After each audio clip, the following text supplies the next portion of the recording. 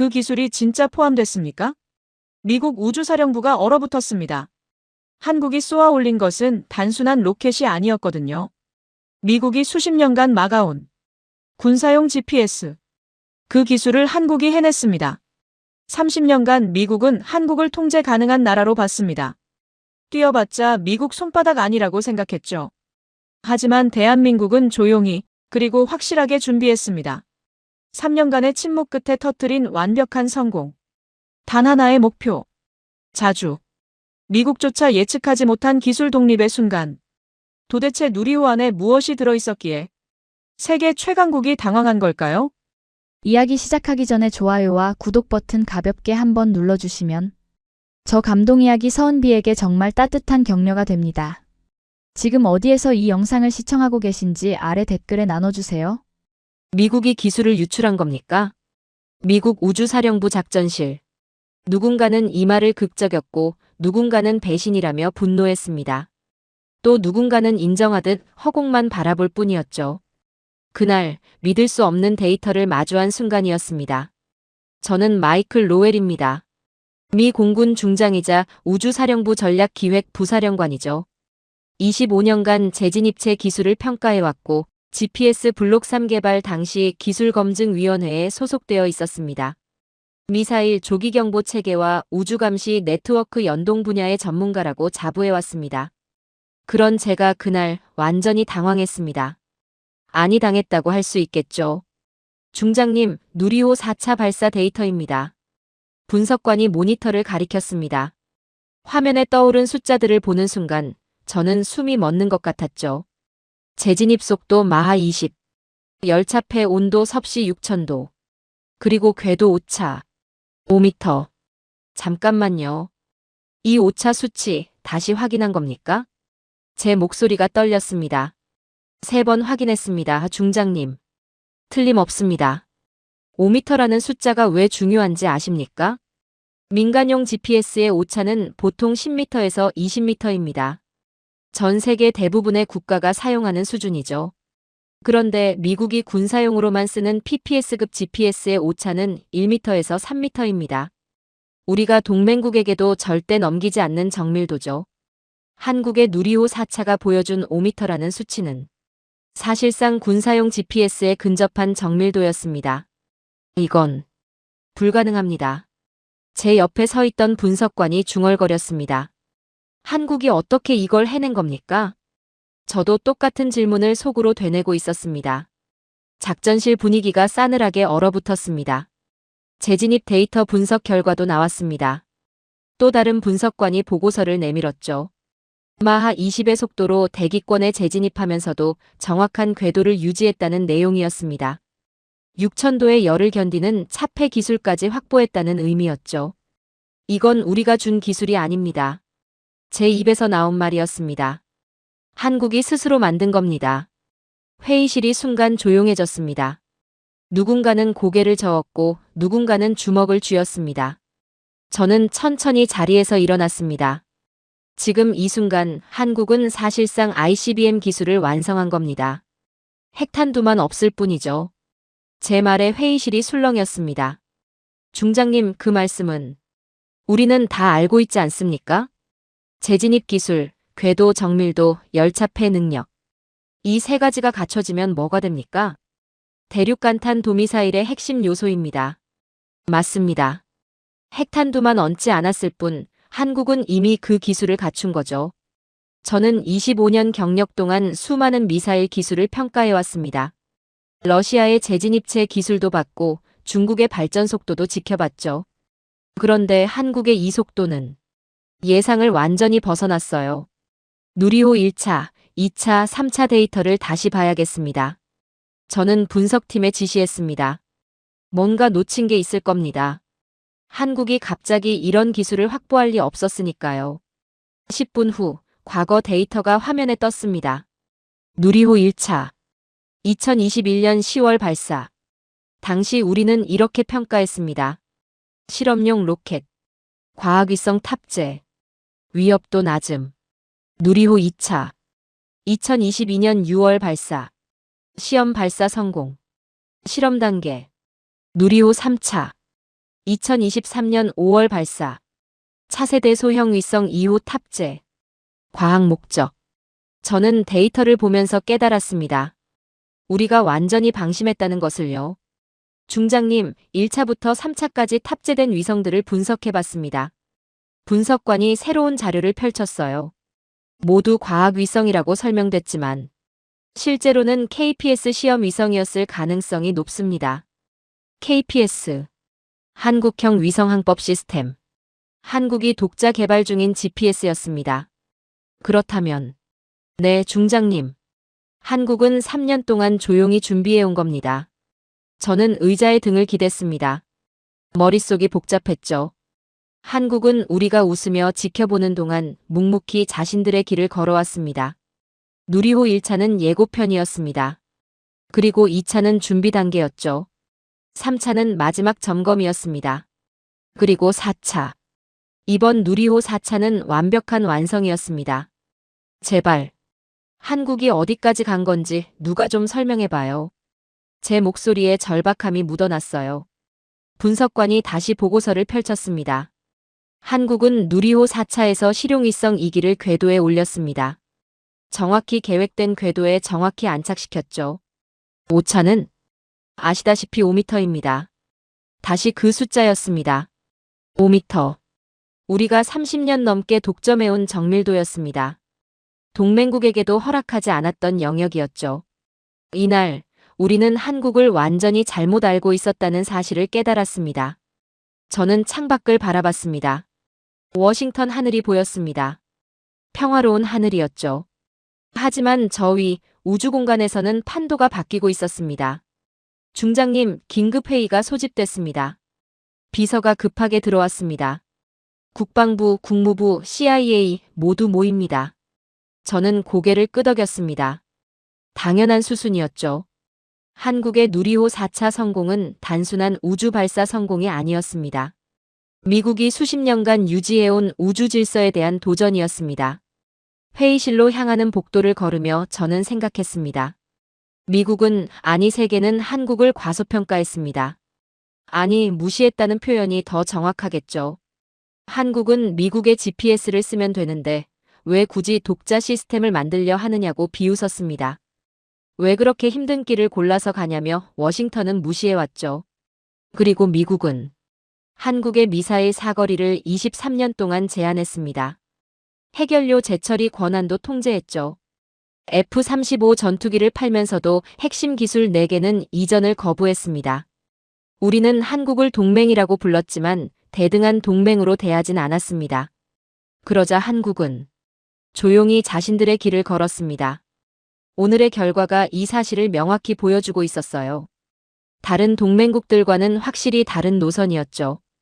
회의실 문을 열었습니다. 이미 고위 장성들과 관계자들이 모여 있었습니다. 로엘 중장, 상황 보고해 주시죠. 국방부 차관이 말했습니다. 저는 프레젠테이션 화면을 켰습니다. 2025년 11월 한국의 누리호 4차 발사가 성공했습니다. 근데 그게 왜 우리의 비상사태입니까? 누군가가 물었습니다. 과거에 한국에 머물러 있는 사람들은 이런 반응을 보였죠. 저는 데이터를 하나씩 보여줬습니다. 재진입 속도, 열차폐 온도, 궤도 오차. 그리고 마지막으로 가장 중요한 수치를. 궤도 정밀도 오차 5m. 이것은 미국군 사용 GPS에 근접한 수준입니다. 회의실이 술렁였습니다. 미국이 기술 유출을 한 겁니까? 한국은 스스로 개발했습니다. 우리가 준 게 아닙니다. 저는 단호하게 말했습니다. 한국은 지난 3년간 누리호 1, 2, 3차를 통해 기술을 축적했습니다. 우리는 그걸 실험용 로켓이라고 판단했죠. 완전한 오판이었습니다. 그렇다면 지금 한국의 기술 수준은 핵탄두만 없을 뿐 사실상 ICBM 완성국입니다. 제 말에 회의실이 얼어붙었습니다. 우리가 제안했던 GPS 정밀도를 한국이 스스로 확보했다는 겁니까? 정확합니다. 저는 화면을 넘겼습니다. 그리고 이건 시작일 뿐입니다. 한국은 KPS 위성 사기를 이미 운용 중입니다. 독자 위성항법 체계를 구축하고 있죠. 저는 마지막 슬라이드를 보여줬습니다. 여러분, 우리는 선택해야 합니다. 무슨 선택입니까? 한국을 적으로 볼 것인가? 아니면 진짜 파트너로 인정할 것인가? 회의실에 긴 침묵이 흘렀습니다. 그날 밤 저는 사무실에 혼자 남았습니다. 창밖으로 별이 보였습니다. 저 위 어딘가에서 한국의 위성들이 돌고 있겠죠. 우리가 통제할 수 없는 한국의 눈이. 우리가 허락하지 않은 한국의 기술이. 저는 처음으로 인정했습니다. 한국은 더 이상 우리의 보호를 필요로 하지 않는다는 것을요. 한국은 스스로 서 있었습니다. 우주에서 말이죠. 그날 밤 저는 한국에 대한 자료를 다시 꺼내 들었습니다. 사무실 책상 위에 쌓인 보고서들이 눈에 들어왔죠. 30년치 기록이었습니다. 미국과 한국의 관계, 기술 협력, 그리고 제안의 역사. 저는 천천히 첫 페이지를 펼쳤습니다. 1991년 걸프전. 그때 일이 떠올랐습니다. 당시 미국은 GPS 신호를 선택적으로 조작할 수 있었죠. 민간용 신호는 의도적으로 정밀도를 낮춰뒀고 군사용 PPS급 신호는 미군만 사용했습니다. 동맹국들도 예외는 없었어요. 영국군조차 정밀 GPS를 쓰지 못했습니다. 한국군은 말할 것도 없었죠. 동맹이었지만 대등한 동맹은 아니었습니다. 저는 중얼거렸습니다. 보고서를 넘기며 다음 기록을 봤습니다. 한국 미사일 사거리 제한 협정. 1979년부터 시작된 이 협정은 23년 동안 한국을 묶어뒀습니다. 처음엔 180km였죠. 한국에게 가장 위협적인 북한 전역을 커버하기엔 턱없이 부족한 거리였습니다. 2001년에 300km로 늘었고 2012년에 800km가 됐습니다. 그리고 2021년 완전히 해제됐죠. 하지만 그 23년 동안 한국은 무엇을 했을까요? 저는 다른 자료를 펼쳤습니다. 한국의 독자 기술 개발 연표였습니다. 미사일 사거리가 제한당한 그 시간 동안 한국은 고체 연료 기술을 개발했습니다. 정밀 유도 시스템을 만들었죠. 사거리는 짧았지만 정확도는 세계 최고 수준이었습니다. 미국이 문을 닫아두면 한국은 포기할 줄 알았던 겁니다. 하지만 한국은 그 문을 계속 기웃거렸죠. 포기란 없었습니다. 저는 쓴웃음을 지었습니다. 착각이었네. 다음 페이지를 넘겼습니다. F-35 전투기 판매 계약서가 나왔습니다. 2014년 한국은 F-35A 40대를 구매했습니다. 당시 미국은 4가지 핵심 기술의 이전을 거부했죠. 능동전자주사 배열, A사 레이더 기술, 전자광학 표적 추적 장비 EOTS, 적외선 탐색 추적 IRST, 그리고 데이터링크 암호화 시스템. 한국은 최신의 전투기를 샀지만 그 속을 들여다볼 순 없었습니다. 블랙박스였던 거죠. 기술 종속이었습니다. 그런데 흥미로운 건 그 다음이었어요. 2020년 한국은 KF-21 전투기 개발을 시작했습니다. F-35에서 받지 못한 기술들을 스스로 찾아내고 만들기 시작한 겁니다. AESA 레이더는 한화 시스템이 개발했고 적외선 탐색 장비는 LIGNX1이 만들었습니다. 불과 3년 만에 시제기가 나왔죠. 한국은 미국을 배반한 게 아니었습니다. 미국의 한계를 넘고 있었던 겁니다. 그 다음은 핵연료 재처리 문제였습니다. 한국은 원자력 발전소를 20기 넘게 운영하고 있지만 사용 후 핵연료를 재처리할 권한이 없었습니다. 미국과의 원자력 협정 때문이었죠. 미국은 단순히 핵무기 개발을 막기 위한 조치라고 했습니다. 하지만 한국 입장에선 달랐을 겁니다. 자국 땅에서 나온 폐기물조차 마음대로 처리할 수 없다는 건 주권의 문제였으니까요. 동맹이라는 이름으로 얼마나 많은 걸 통제했던 건가. 저는 한숨을 쉬었습니다. 책상 위 다른 보고서를 집어들었습니다. 마지막. GPS 관련 문서였습니다. 전 세계 대부분의 국가는 미국 GPS에 의존합니다. 유럽은 갈릴레오를 만들었고 러시아는 글로나스가 있지만 완벽하진 않죠. 중국은 베이더우를 구축했습니다. 그런데 한국은 왜 KPS를 만들려 했을까요? 저는 2003년 자료를 찾아봤습니다. 이라크전 당시 미국은 특정 지역의 GPS 신호를 선택적으로 차단했습니다. 군사작전을 위해서였죠. 그 영향은 민간에도 미쳤습니다. 항공기 운항이 지연됐고 물류 시스템이 마비됐습니다. 한국도 영향을 받았어요. GPS는 단순한 위치 정보가 아니었습니다. 위기 상황 땐 국가 안보의 핵심이었던 겁니다. 그제야 이해가 됐습니다. 한국이 왜 독자 위성 항법 체계를 만들려 했는지, 왜 누리호에 그토록 집착했는지, 안보의 스위치를 남의 손에 맡기고 싶지 않았던 거죠. 자주. 한국이 바라본 것은 스스로를 지키는 힘이었어요. 공격도, 과시도, 우월도 아니었습니다. 저는 최근 자료를 펼쳤죠. 2024년 한국 방위산업 수출 실적이었습니다. 170억 달러. 세계 4위 수준이었죠. K9 자주포는 폴란드, 호주, 노르웨이로 수출됐습니다.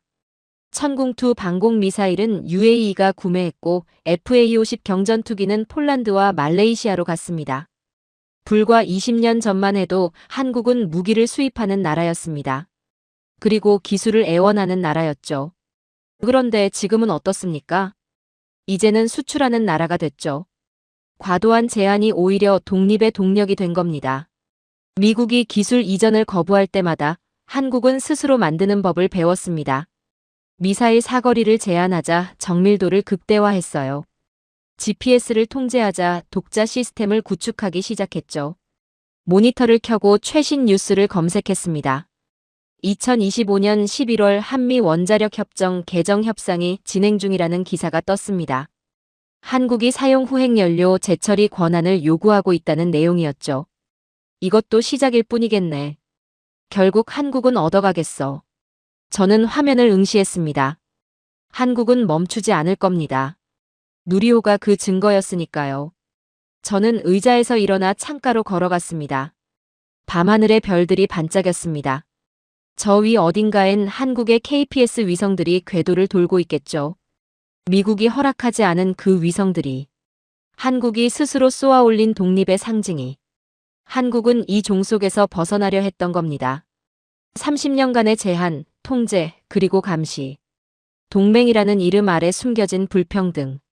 한국은 그 모든 걸 견디며 자신만의 길을 만들어 왔습니다. 전화벨이 울렸습니다. 국방부 정책실장이었죠.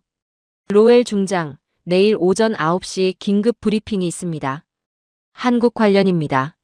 알겠습니다. 참고로 국무부와 CIA도 참석합니다. 한국의 기술 독립이 우리 전략에 미칠 영향을 논의할 겁니다. 전화를 끊고 저는 다시 자료를 봤습니다. 한국 현대사 연표가 펼쳐져 있었습니다. 1953년 휴전 이후 폐허였던 나라. 조선, 반도체, 자동차, 전자제품. 모든 분야에서 세계 정상급이 되더니. 그리고 이제 우주까지 갔습니다. 미국은 그걸 몰랐습니다. 아니, 알면서도 무시했습니다. 한국은 영원히 미국의 보호 아래 있을 거라고 믿었으니까요. 하지만 누리호 4차는 그 믿음을 완전히 깨뜨렸습니다. 저는 마지막 자료를 펼쳤습니다. 한국의 우주개발 로드맵이었습니다. 2025년 누리호 4차 성공. 2026년 달 착륙선 발사 예정. 2030년 화성 탐사 계획. 2035년 우주정거장 독자 구축 목표. 이건 시작일 뿐이야. 한국은 멈추지 않을 겁니다. 30년간 참아온 나라가 이제 막 날개를 펼치기 시작했으니까요. 사무실 불을 끄고 나오며 생각했습니다. 미국이 만든 세계 질서. 그 안에서 한국은 조용히 하지만 확실하게 자신의 자리를 만들어가고 있었습니다. 동맹이 돼 종속되지 않는 나라. 협력하되 의존하지 않는 나라. 그것이 한국이 원했던 모습이었습니다. 그리고 누리호는 그 꿈이 현실이 됐다는 선언이었죠. 저는 주차장으로 걸어가며 하늘을 올려다봤습니다. 별들이 더 밝게 빛나는 것 같았습니다. 다음 날 아침, 저는 분석팀을 다시 소집했습니다. 회의실 스크린에 누리호 1차부터 4차까지의 데이터가 떠올랐죠. 처음부터 다시 봅시다. 저는 팀원들을 바라봤습니다. 우리가 뭘 놓쳤는지 찾아야 합니다. 첫 번째 자료가 화면에 나타났습니다. 2021년 10월 21일, 누리호 1차 발사. 당시 우리 평가는 간단했습니다. 시험 발사. 성능 검증용. 위성 모사체를 탑재했다고 했죠. 실제 위성이 아니라 무게만 맞춘 더미였습니다. 저는 당시 보고서를 다시 읽었습니다. 1단 분리 성공, 2단 연소 정상, 3단 조기 연소 종료로 목표 궤도 미도달. 실패로 분류됐던 발사였습니다. 그런데 이상한 점이 있었어요. 잠깐만요. 분석관 하나가 손을 들었습니다. 1차 때 비행 데이터를 보면 궤도 진입 직전까지는 완벽했습니다. 3단만 문제였죠. 그게 왜 이상한 겁니까? 제가 물었습니다. 보통 첫 시험 발사는 여러 단계에서 오류가 나옵니다. 그런데 한국은 1, 2단을 완벽하게 성공시켰어요. 처음인데도요. 저는 데이터를 자세히 들여다봤습니다. 일단 연소시간 127초, 목표 고도 59km 도달. 2단 연소시간 143초, 고도 258km. 모두 계획된 수치와 정확히 일치했습니다. 3단만 58초 만에 꺼졌네요. 네, 그래서 위성 모사체가 목표 궤도인 700km에 도달하지 못했습니다. 저는 팔짱을 꼈습니다. 뭔가 이상했어요. 1, 2단이 완벽한데 3단만 실패한다. 다음 자료 보여주세요. 2022년 6월 21일 누리호 2차 발사. 이번엔 성공이었습니다. 성능 검증 위성을 700km 궤도에 정확히 안착시켰죠. 우리는 이렇게 평가했습니다. 1차 실패 원인 수정, 기술 검증 완료. 그리고 큰 관심을 두지 않았습니다. 과학 위성이라고 했으니까요. 하지만 지금 다시 보니 달랐습니다. 2차 발사의 궤도 정밀도를 확인해 보십시오. 분석관이 데이터를 펼쳤습니다. 목표 고도 700km, 실제 도달 고도 700.08km. 오차 80m. 80m면 상당히 정확한 편인데요. 젊은 분석관이 말했습니다. 첫 성공치곤 너무 정확합니다. 저는 고개를 저었습니다. 보통 초기 발사는 수 킬로미터 오차가 나옵니다. 그런데 한국은 100m도 안 되는 오차를 냈어요. 회의실이 조용해졌습니다. 3차 자료를 보여주세요. 2023년 5월 25일 누리호 3차 발사. 이번엔 차세대 소형 위성 2호를 실었습니다. 역시 과학위성이라고 설명됐죠. 우리는 별다른 의심 없이 넘어갔습니다. 3차 궤도 정밀도는 어떻습니까? 오차 22m입니다, 중장님. 저는 숨을 들이마셨습니다. 불안해지기 시작했죠. 1차에서 3차까지 불과 2년.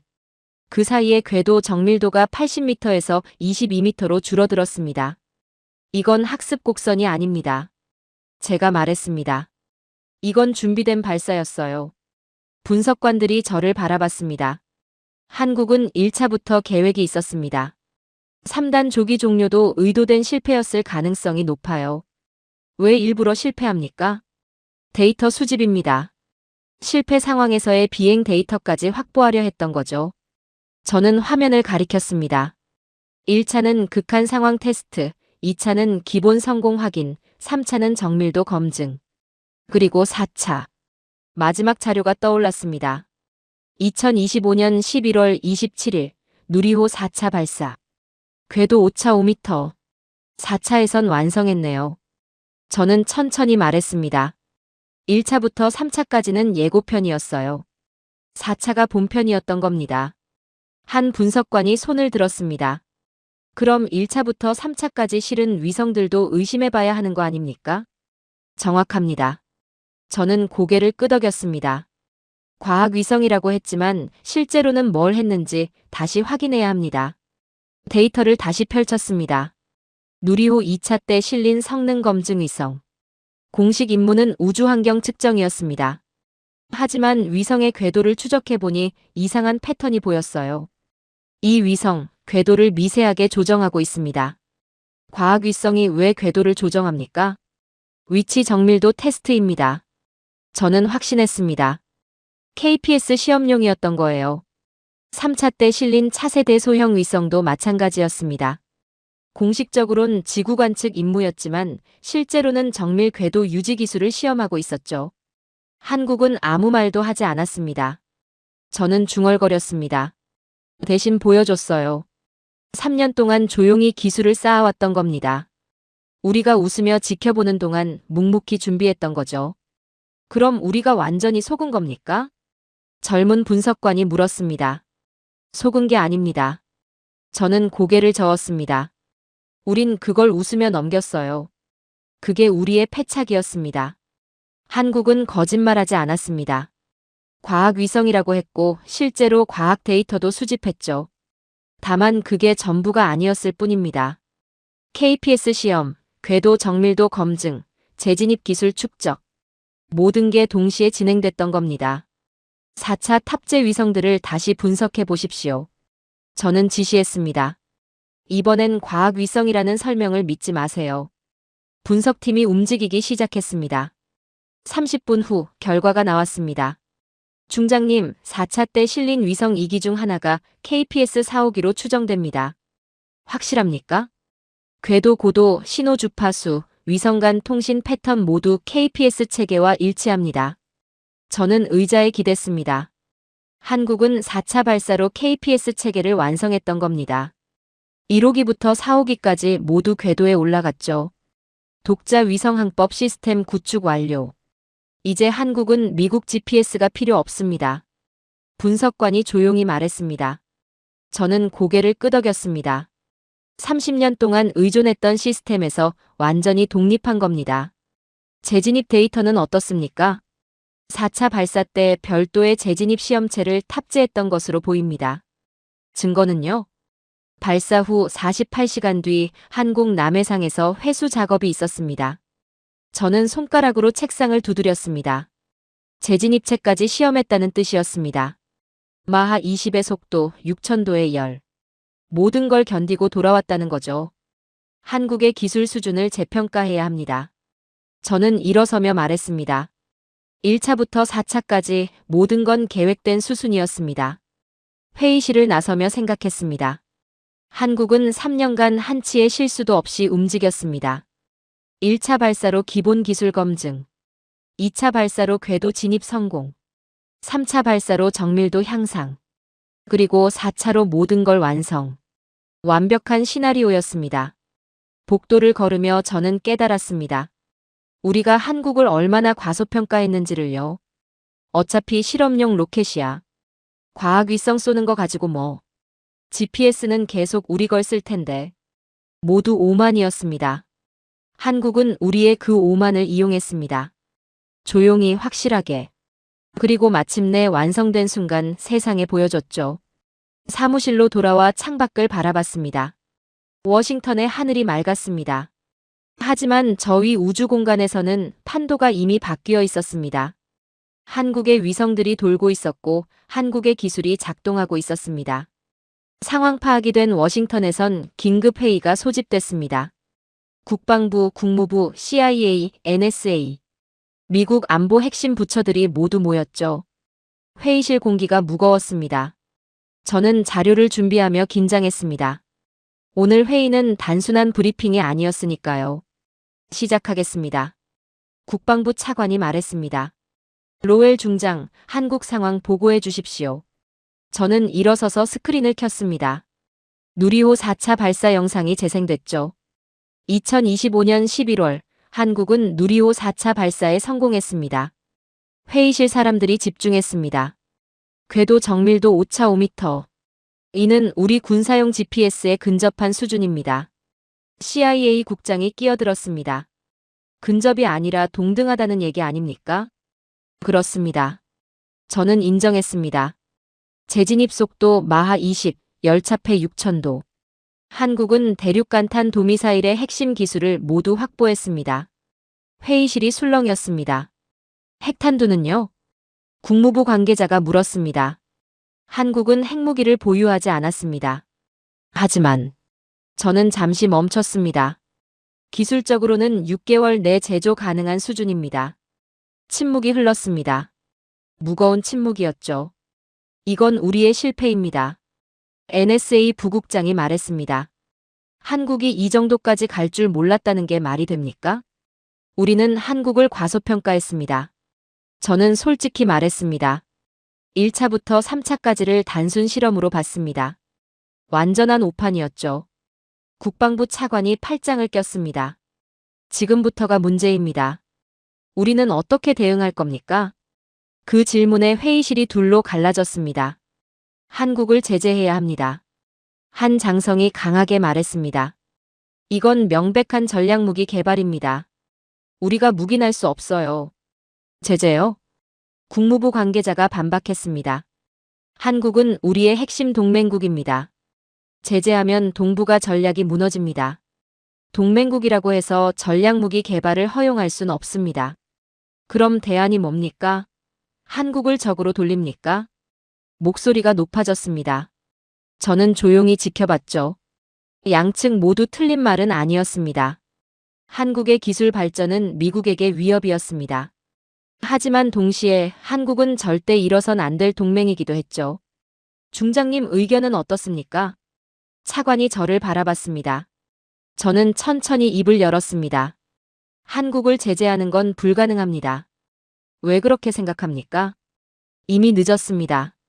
한국은 기술을 완성했어요. 이제 와서 제재해봤자 아무 의미 없습니다. 저는 다음 자료를 펼쳤습니다. 그리고 한국이 우리에게 얼마나 중요한지 보십시오. 화면에 데이터가 떴습니다. 한국의 미사일 방어 시스템 성능이었죠. 한국은 다탄두 미사일 요격 시뮬레이션에서 78% 성공률을 기록했습니다. 78%요? 네. 우리 MD 체계 평균 요격률이 45%인 걸 감안하면 회의실이 조용해졌습니다. 한국 기술이 우리보다 앞서 있다는 겁니까? 특정 분야에서는 그렇습니다. 저는 인정할 수밖에 없었습니다. KPS 위성 사기의 실시간 추적 정밀도, 다탄두 진짜와 가짜 판별 능력. 30초 내에 완료합니다. CIA 국장이 손을 들었습니다. 그 기술을 우리가 쓸 수 있습니까? 현재로선 불가능합니다. 한국의 독자 시스템이니까요. 그럼 협력하는 수밖에 없다는 얘기군요. 정확합니다. 저는 고개를 끄덕였습니다. 국무부 관계자가 말했습니다. 한국 없이는 동북아 방어선이 무너집니다. 일본만으론 부족해요. 그렇다고 한국에게 모든 걸 허용할 순 없지 않습니까? 강경파가 반발했습니다. 지금 한국은 사실상 핵 없는 핵보유국입니다. ICBM 기술까지 갖췄어요. 하지만 한국은 공격용으로 쓰지 않을 겁니다. 온건파가 맞섰습니다. 한국의 목적은 자위권 확보입니다. 우리를 위협하려는 게 아니에요. 저는 두 진영을 바라봤습니다. 모두 한국을 두려워하고 있었습니다. 기술적 독립을 이룬 한국이 무섭다는 거죠. 통제할 수 없다는 게 두렵다는 겁니다.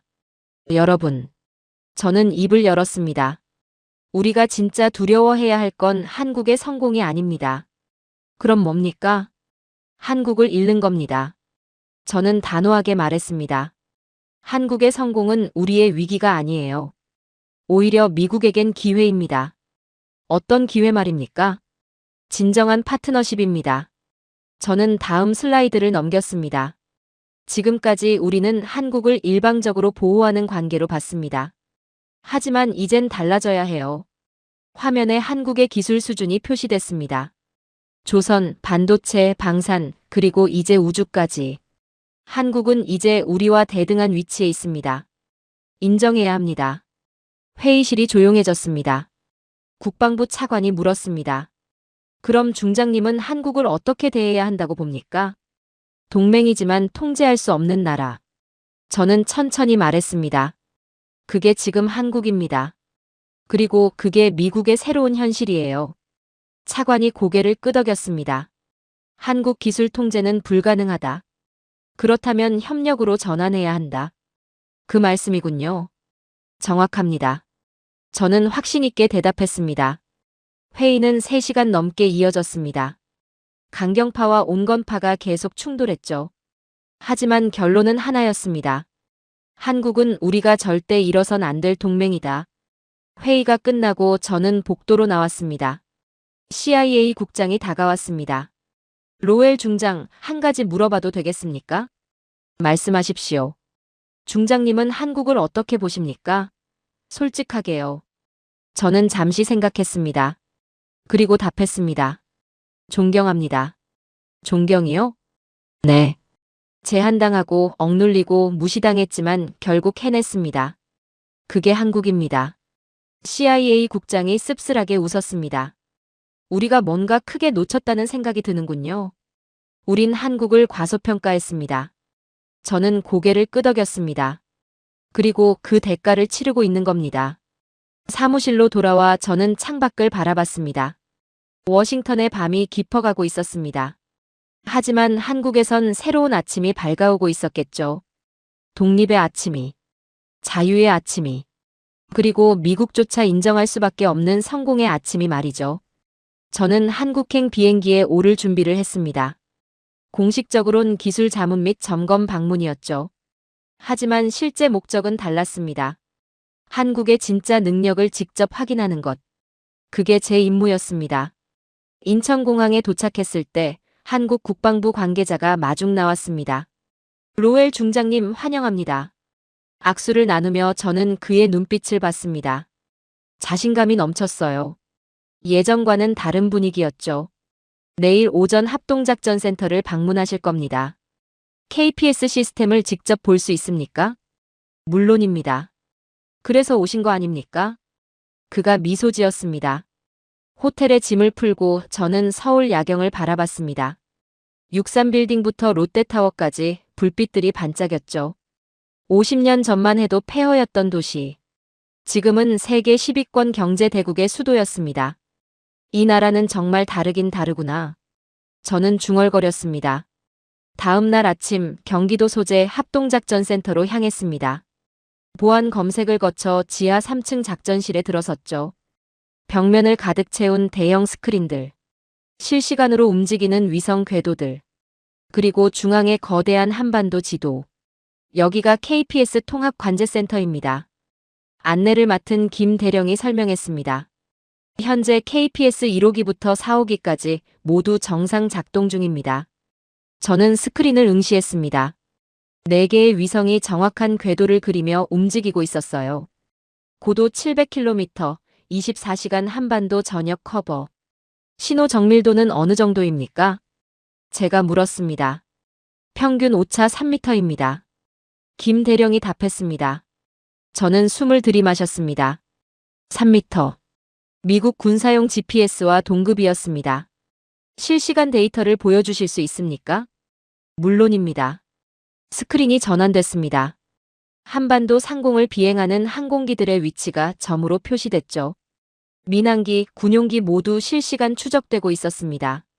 저건 북한 상공도 보입니까? 네.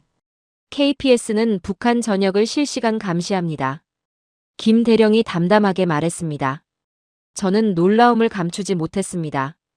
독자 위성으로 적국 전역을 24시간 감시한다. 이건 단순한 항법 시스템이 아니었어요. 전략 감시 체계였습니다. 재진입체 추적 시스템도 보고 싶습니다. 제가 요청했습니다. 이쪽으로 오십시오. 별도의 방으로 안내됐습니다. 더 작은 공간이었지만 장비는 최신형이었죠. 이게 다탄2 식별 시스템입니다. 화면에 시뮬레이션이 돌아가고 있었습니다. 가상의 탄도미사일이 발사되고 대기권 재진입 단계에서 여러 개의 탄두로 분리됐어요. 그 순간 시스템이 작동했습니다. 진짜 탄두 3개, 가짜 기만체 7개 식별 완료. 소요시간 28초. 컴퓨터 음성이 울렸습니다. 28초. 저는 믿을 수 없었어요. 미국 시스템도 평균 45초에서 1분이 걸립니다. 한국은 30초도 안 걸렸죠. 어떻게 이렇게 빠릅니까? KPS 위성 사기가 동시에 추적합니다. 다각도 분석으로 질량, 궤적, 열신호를 종합 판단하죠. 김 대령이 설명했습니다. 그리고 AI 알고리즘이 실시간 학습합니다. 저는 화면을 뚫어져라 바라봤습니다. 이 기술이면 북한의 다탄2 미사일도 요격 가능하다는 뜻이었습니다.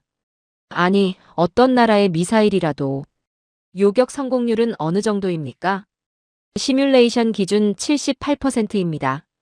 78%. 워싱턴 회의에서 봤던 그 숫자였습니다. 실제로 확인하니 더 충격적이었어요. 실전 테스트는 해봤습니까? 아직입니다. 하지만 내년 상반기에 계획돼 있습니다.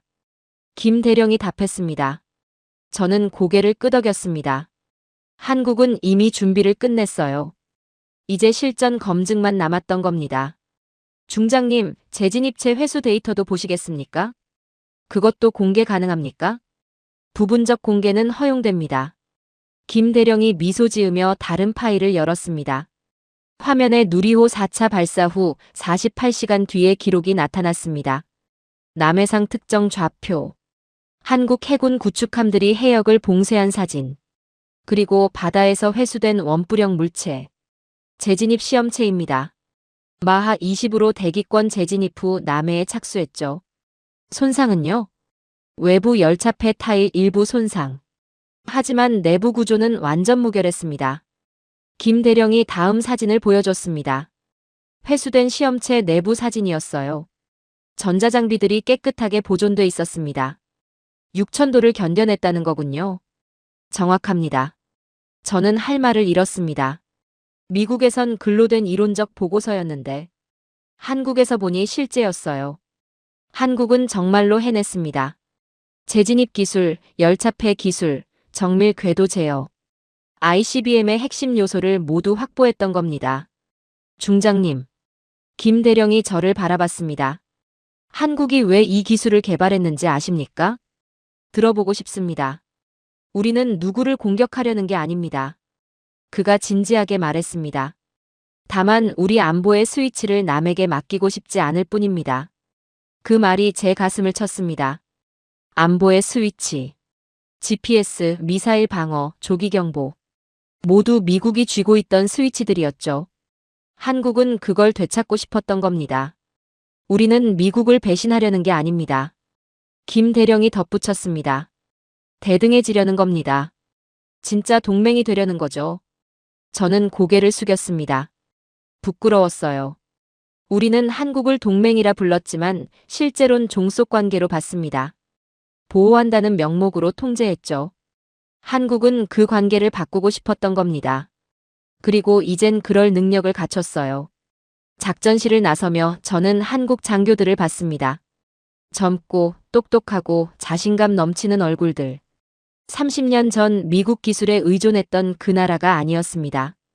이젠 스스로 서 있었어요. 아니, 미국과 나란히 서 있었습니다. 중장님, 오늘 저녁 만찬에 초대하고 싶습니다. 김 대령이 말했습니다. 우리 개발팀 책임자들을 소개해드리고 싶어서요. 영광입니다. 저는 고개를 숙였습니다. 그날 저녁 서울 시내 한 레스토랑에서 만찬이 열렸습니다. 한국항공우주연구원 책임자들, 국방과학연구소 연구원들, 누리호를 만든 사람들이었죠. 중장님, 솔직히 여쭤봐도 될까요? 한 연구원이 물었습니다. 미국은 우리를 어떻게 보고 있습니까? 저는 잠시 망설였습니다. 그리고 솔직하게 답했습니다. 두려워하고 있습니다. 두려워한다고요? 네. 동맹을 통제할 수 없다는 게 무섭다는 겁니다. 연구원들이 서로를 바라봤습니다. 하지만 저는 다르게 생각합니다. 제가 덧붙였습니다. 한국의 성공은 미국의 위기가 아니에요. 오히려 기회입니다. 무슨 기회 말입니까? 진정한 파트너십이죠. 저는 잔을 들었습니다. 이 정도면 한국은 더 이상 보조국이 아닙니다. 연구원들의 눈빛이 반짝였습니다. 스스로의 운명을 스스로 결정하려는 나라. 그것이 한국입니다. 저는 천천히 말했습니다. 그리고 미국은 그걸 인정해야 합니다. 만찬이 끝나고 호텔로 돌아오는 차 안. 서울의 야경이 스쳐 지나갔습니다. 한강 다리들의 불빛, 고층 빌딩들의 화려함. 그리고 저 위 어딘가를 도는 한국의 위성들. 저는 깨달았습니다. 한국은 우주에서 독립했다는 것을요. 미국의 허락 없이, 미국의 기술 없이 스스로 일어섰다는 것을요. 워싱턴으로 돌아온 저는 긴급 보고서를 작성했습니다. 제목은 간단했죠. 한국의 전략적 독립과 미국의 대응 방안. 하지만 보고서를 쓰던 중 충격적인 소식이 날아들었습니다. 중장님, 긴급 뉴스입니다. 비서가 급히 들어왔습니다. 미국이 한국의 핵 추진 잠수함 건조를 승인했다는 보도가 다시 주목받고 있어요. 뭐라고요? 저는 자리에서 벌떡 일어났습니다. 11월 초에 이미 승인됐던 건데 지금 언론에서 다시 집중했습니다. 뉴스를 틀었습니다. CNN 속보가 띄워졌죠. 미국 정부 한국 핵 추진 잠수함 승인. 무엇을 의미했나? 앵커의 목소리가 울려 퍼졌습니다. 핵 추진 잠수함. 원자로를 동력으로 쓰는 전략 무기였습니다. 전 세계에서 미국, 러시아, 영국, 프랑스, 중국, 인도만 보유하고 있죠. 그리고 이제 한국이 7번째가 되는 겁니다. 전화가 미친 듯이 울렸습니다. 국방부, 국무부, 의회 관계자들. 모두 같은 질문이었어요. 왜 지금입니까? 왜 누리호 성공 직후 이 사실을 집중 보도하는 겁니까? 저는 답할 수 없었습니다. 타이밍이 최악이었으니까요. 다음 날, 다시 긴급회의가 소집됐습니다. 이번엔 분위기가 달랐어요.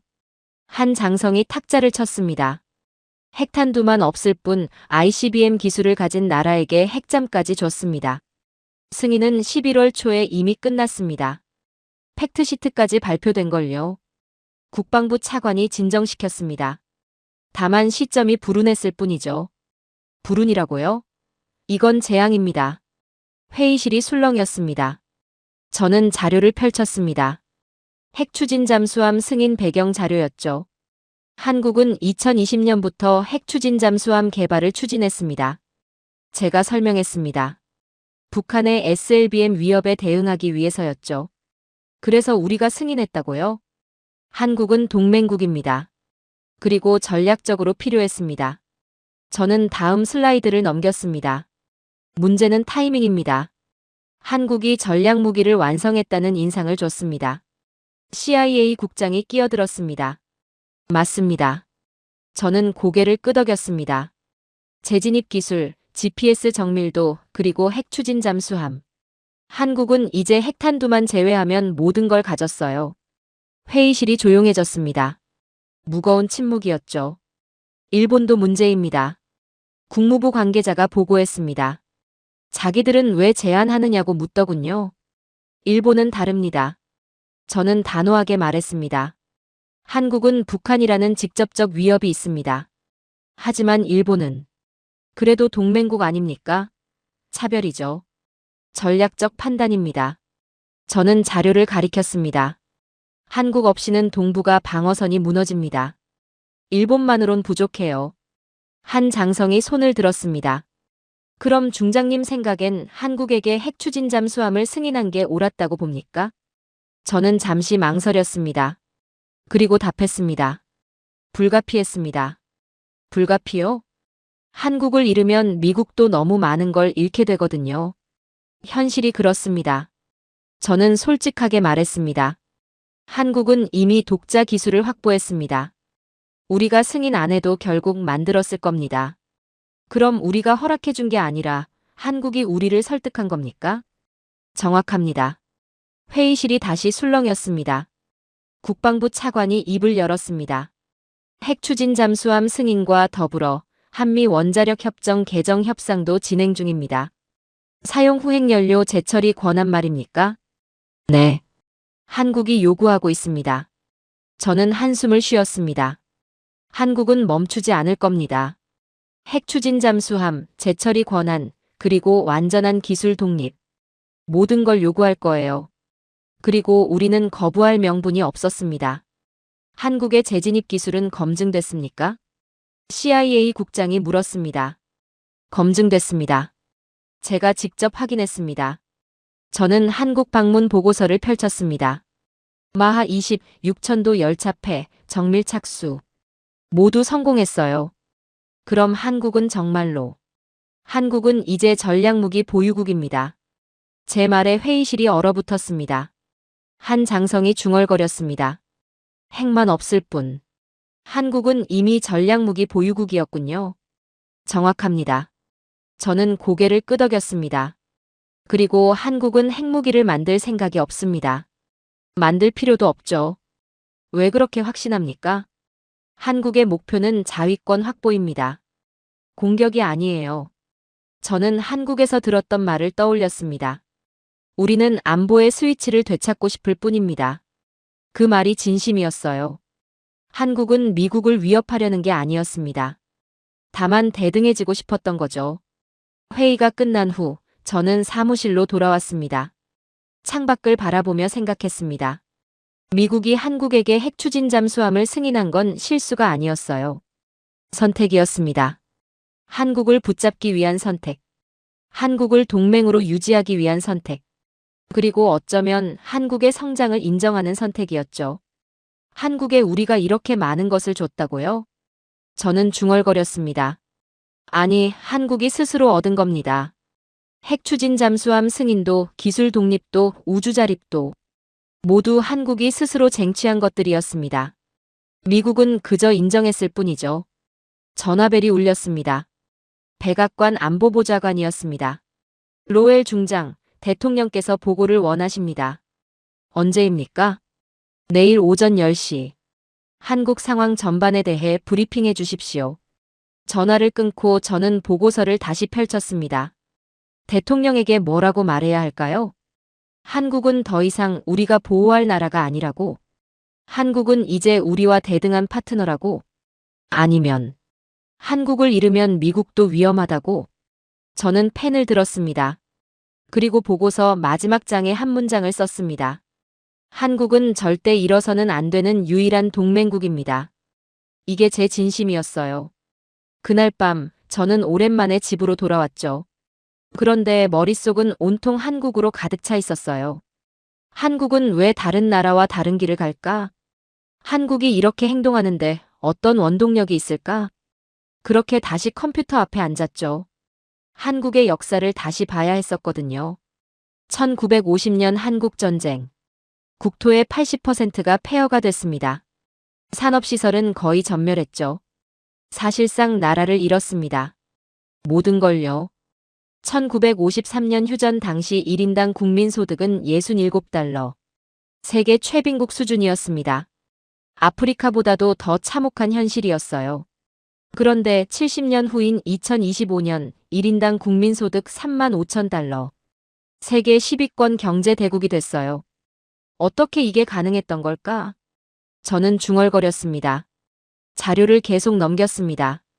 1960년대 박정희 정부의 경제개발 5개년 계획, 고속도로 건설, 경부고속도로 개통, 포항제철 설립, 모두 불가능하다는 말을 들었던 프로젝트들이었죠.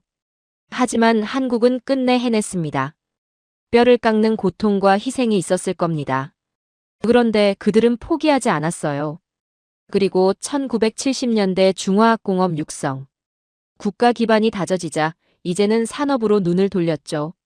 조선, 자동차, 철강 산업이 연이어 일어났습니다. 세계는 비웃었어요. 기술도 없는 나라가 무슨 배를 만들어? 하지만 1980년대, 그때 이미 한국은 세계 조선 1위가 됐습니다. 그러다 1997년 IMF 외환위기. 한국 경제가 무너지는 듯 했죠. 말 그대로 국가부도 위기였습니다. 하지만 국민들은 금 모으기 운동을 벌였고 2년 만에 IMF 차입금을 모두 갚았습니다. 이 사건은 세계 경제사에 유례없는 일이었어요. 위기 때마다 기적을 만드는 나라. 그게 한국이었습니다. 그리고 시작된 2000년대 반도체 산업. 한국이 미래를 보기 시작했습니다. 세계의 무시를 비웃기라도 하듯. 삼성전자는 메모리 반도체 세계 1위가 됐습니다. SK하이닉스도 글로벌 상위권에 진입했죠. 미국 인텔조차 추격하기 힘든 수준이었습니다. 2010년대 무기를 수입하는 거에서 모자라. 한국은 무기 수출국으로 변모했습니다. K9 자주포, K2 전차, 천궁 미사일. 세계 각국이 한국 무기를 구매하기 시작했죠. 2024년 방산 수출액 170억 달러. 세계 4위 수준이었습니다. 그런데 가장 충격적인 사실은 이 모든 게 70년 만에 일어났다는 거죠. 보통 유럽이나 다른 국가들은 세기에 걸쳐 천천히 일어나는 이 성장 곡선이 한국은 초단기적으로 일어난 겁니다. 저는 보고서에 적었습니다. 그리고 깨달았어요. 누리호 성공도 우연이 아니었다는 걸. 한국은 항상 이랬습니다. 세계가 그저 몰랐을 뿐이었죠. 불가능하다는 말을 들을 때마다 결국 해냈어요. 늦었다는 말을 들을 때마다 따라잡았습니다. 안 된다는 말을 들을 때마다 증명했어요. 조선, 반도체, 자동차, 전자제품. 그리고 이제 우주까지. 저는 한국 현대사 연표를 응시했습니다. 1953년 폐허에서 2025년 우주 독립까지. 72년. 한 세대도 안 되는 시간이었습니다. 미국은 이제 한국을 다른 시각으로 봐야 할 때가 왔습니다. 다음 날 아침, 백악관 집무실. 대통령 앞에서 저는 브리핑을 시작했습니다. 한국의 누리호 4차 발사는 단순한 우주 성공이 아닙니다. 스크린에 한국의 기술 발전 그래프가 떠올랐습니다. 이건 70년간 축적된 역량의 결과입니다. 대통령이 팔짱을 꼈습니다. 계속해보세요. 한국은 1950년 전쟁 폐허에서 시작했습니다. 하지만 70년 만에 세계 10위권 경제 대국이 됐죠. 저는 다음 슬라이드를 넘겼습니다. 조선 산업 세계 1위, 반도체 메모리 세계 1위, 방산 수출 세계 4위. 그리고 이제 우주까지 진출했습니다. 중장님이 보시기에 한국의 성장 비결은 뭡니까? 그들은 왜 그렇게 자주에 집착하는 겁니까? 대통령이 물었습니다. 저는 잠시 생각했습니다. 그리고 답했습니다. 위기를 성장의 동력으로 삼는 DNA입니다. DNA요? 네. 한국은 위기 때마다 오히려 더 강해졌습니다. 국가 회복 탄성력도 아주 높죠. 저는 자료를 펼쳤습니다. 한국 전쟁 후 산업화, IMF 위기 후 구조조정, 금융위기 후 IT 혁신. 매번 위기를 기회로 바꿨습니다. 대통령이 고개를 끄덕였습니다. 그리고 이번 우주 개발도 마찬가지입니까? 정확합니다. 미국이 GPS를 통제하자 KPS를 만들었고 미사일 사거리를 제한하자 정밀도를 극대화했습니다. 저는 누리호 데이터를 보여줬습니다. 제한이 오히려 독립의 동력이 됐던 겁니다. 대통령이 창밖을 바라봤습니다. 그럼 중장님 생각엔 우리가 한국을 어떻게 대해야 합니까? 견제해야 합니까? 지원해야 합니까? 파트너로 인정해야 합니다. 저는 단호하게 말했습니다. 더 이상 보호 대상이 아니라 전략적 협력자로요. 구체적으로요. 기술 협력 확대, 정보 공유 강화, 그리고 대등한 관계 설정입니다. 저는 보고서를 제출했습니다. 대통령이 보고서를 펼쳤습니다. 마지막 페이지를 읽더니 고개를 들었죠. 한국은 절대 일어서는 안 되는 유일한 동맹국이다. 이게 중장님 결론입니까? 네, 그렇습니다. 이유는요? 한국 없이는 동북아 전략이 무너지기 때문입니다. 저는 지도를 펼쳤습니다. 중국, 러시아, 북한. 이 삼각 위협 구도에서 한국은 핵심 거점입니다. 대통령이 지도를 응시했습니다. 그리고 한국의 기술력은 이제 우리와 대등합니다. 특정 분야에선 앞서기도 하죠. 어떤 분야입니까? 조선, 반도체 메모리, 다탄 두 요격 기술입니다. 저는 데이터를 보여줬습니다. 특히 한국의 요격 성공률은 78%. 우리는 45%입니다. 대통령의 눈빛이 변했습니다. 그 정도입니까? 네. 제가 직접 확인했습니다. 그럼 한국 기술이 우리에게도 필요하다는 말이군요. 정확합니다. 저는 고개를 끄덕였습니다. 한국을 통제하려 들면 잃습니다. 하지만 협력하면 함께 강해질 수 있습니다. 대통령이 보좌관들을 바라봤습니다. 여러분 생각은 어떻습니까? 국무장관이 입을 열었습니다. 저도 중장님 의견에 동의합니다. 한국은 이제 다른 동맹국들과 다릅니다. 국방장관도 거들었습니다. 한국의 방산기술, 조선기술, 우주기술 모두 우리에게 필요합니다. 대통령이 결정을 내렸습니다. 좋습니다. 한국과의 관계를 재정립합시다. 전략적 파트너십 강화 방향으로요. 회의가 끝나고 저는 복도로 나왔습니다. 국무장관이 다가왔습니다. 로엘 중장, 한국에 대한 중장님 평가가 인상적이더군요. 감사합니다. 한 가지 궁금한 게 있습니다. 중장님은 한국을 어떻게 보십니까? 개인적으로요. 저는 잠시 망설였습니다. 그리고 솔직하게 답했습니다. 존경합니다. 그리고 부럽습니다. 부럽다고요? 네. 위기를 기회로 바꾸는 힘, 절대 포기하지 않는 정신. 그게 한국입니다. 국무장관이 미소 지었습니다. 중장님 같은 분이 더 많았으면 좋겠습니다. 사무실로 돌아와 저는 한국 관련 자료를 정리했습니다. 그리고 마지막 보고서를 작성하기 시작했죠. 제목은 이렇게 정했습니다. 한국의 우주 독립과 미국의 새로운 전략. 키보드를 두드리며 저는 생각했습니다. 한국은 완벽했어요. 폐허에서 일어나 세계 정상으로 올라왔고 이제 우주에서도 그 기적을 재현하고 있습니다. 그리고 그 과정에서 저는 많은 걸 배웠습니다. 진정한 동맹이 무엇인지, 대등한 관계가 얼마나 중요한지, 그리고 한 나라의 의지가 얼마나 강력한지를요. 최종 보고서가 완성됐습니다. 저는 워싱턴 국방부 본부 회의실에 섰습니다. 합참의장, 국방장관, 국무장관 모두 참석했죠. 시작하겠습니다. 저는 프레젠테이션을 켰습니다. 첫 슬라이드에 한 문장이 떠올랐습니다. 2025년 11월 27일, 한국은 우주에서 독립했습니다. 회의실이 조용해졌습니다. 누리호 4차 발사로 한국은 독자 우주 발사 능력을 완성했습니다. 저는 데이터를 보여줬습니다. KPS 위성 사기 운용, 궤도 정밀도 오차 3m, 재진입 기술 검증 완료. 다음 슬라이드를 넘겼습니다. 한국은 더 이상 미국 GPS에 의존하지 않습니다. 독자 위성 항법 체계를 갖췄죠. 합참의장이 물었습니다. 군사적 의미는 무엇입니까? 한국은 이제 자체 조기 경보, 미사일 추적, 정밀 타격이 가능합니다. 저는 자료를 펼쳤습니다. 미국의 승인이나 지원 없이도요. 완전한 독립이군요. 네. 기술적으로는 그렇습니다. 저는 다음 내용으로 넘어갔습니다. 세계 각국의 반응입니다. 화면에 여러 나라의 논평이 떴습니다. 일본은 한국의 우주기술 발전을 우려한다. 특히 핵 억제력을 경계한다고 했죠. 중국은 한반도 정세 변화를 예의주시하고 있다. 고 평했고, 러시아 한국의 기술 자립을 주목한다. 고 말하며 북극 항로 파트너로 한국을 지목했어요. 세계가 한국을 다시 보기 시작했습니다. 저는 말했습니다. 더 이상 보조국이 아니라 주요 우주 강국으로요. 국무장관이 손을 들었습니다. 협력 제안은 얼마나 들어왔습니까? 유럽 우주국 호주, 캐나다, UAE에서 한국에 공식 제안을 한 걸로 파악했습니다. 저는 리스트를 보여줬습니다. 모두 한국의 발사 기술, KPS 데이터 공유, 공동 우주 개발을 원하고 있습니다.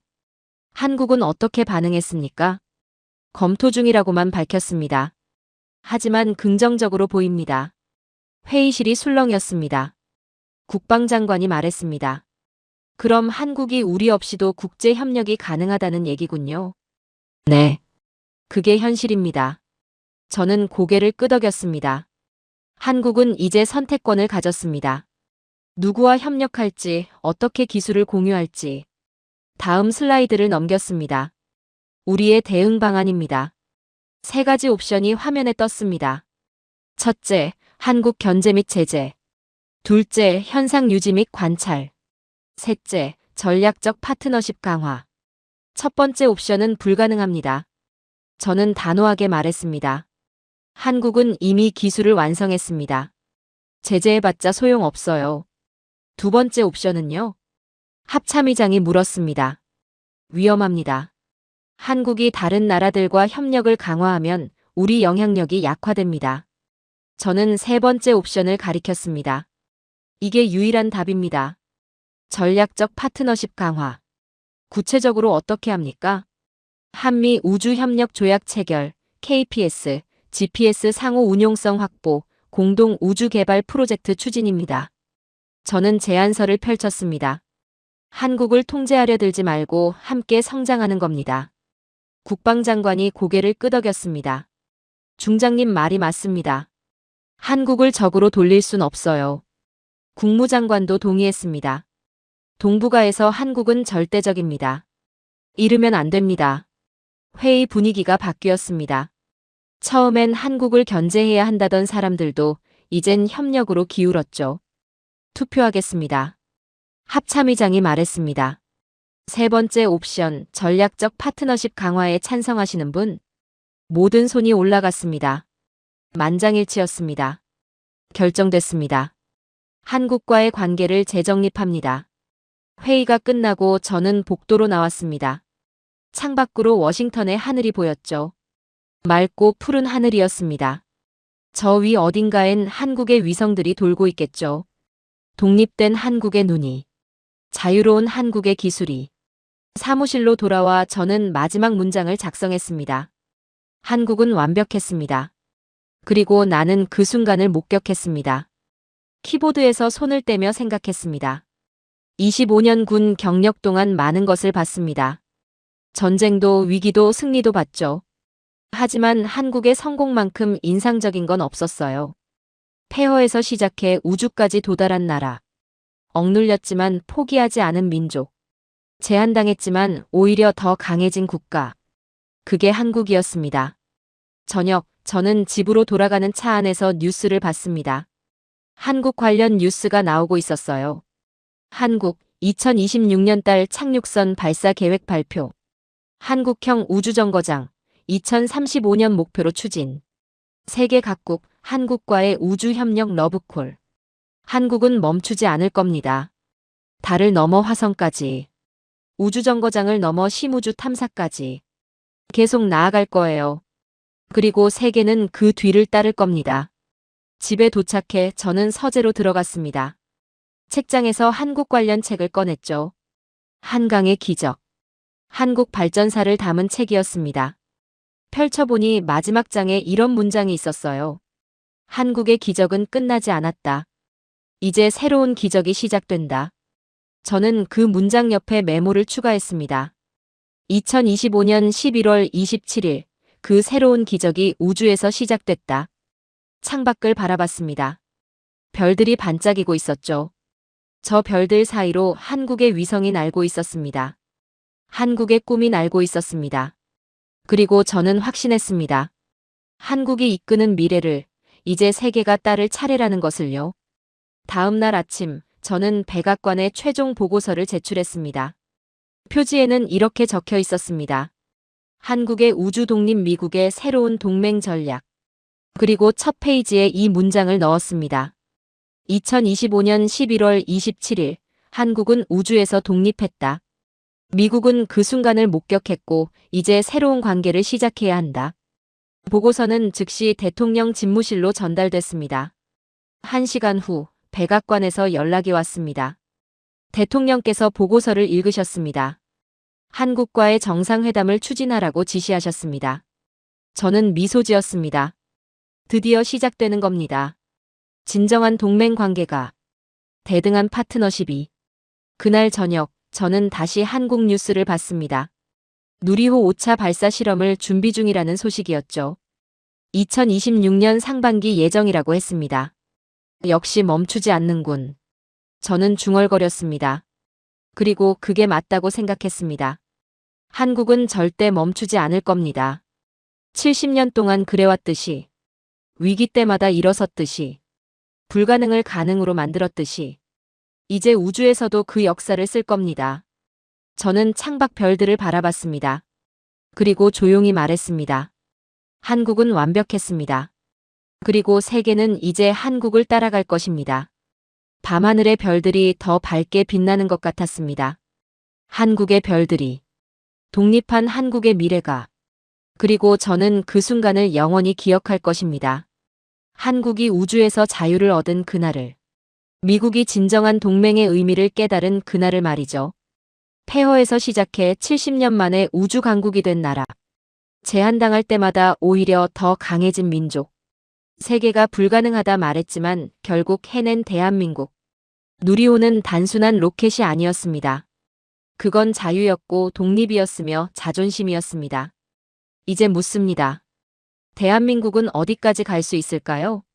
달을 넘어 화성을 넘어 그 너머까지. 한국의 도전은 계속됩니다. 그리고 세계는 지켜볼 것입니다. 한국이 만들어갈 새로운 기적을 말이죠. 세계가 주목한 완벽한 성공 이야기를 함께 해주셔서 감사합니다.